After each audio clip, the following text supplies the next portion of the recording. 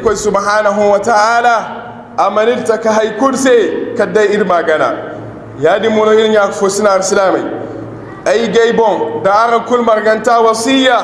da irma hambur irkoy subhanahu wa ta'ala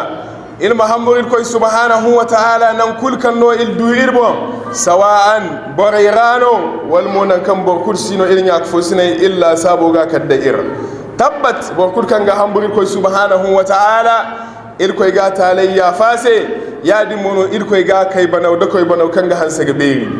ilin ya kufo sina islamai matkan jumma kan bisirse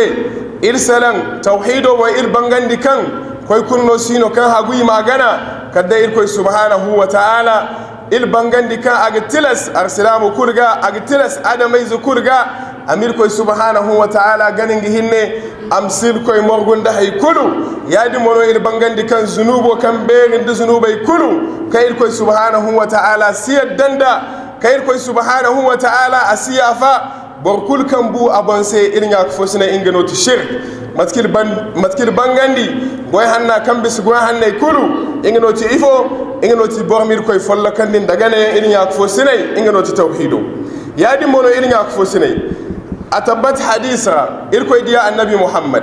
sallallahu alaihi wa sallam agane irse borkul kan seda kan koy fo kursi ne kiga ganan di cimkali irkoy inga hinnano asinda wacce yadi mono boraye ga seda ka annabi muhammad sallallahu alaihi wa sallam irkoy banyano yadi mono irkoy diyawno yadi mono irkoy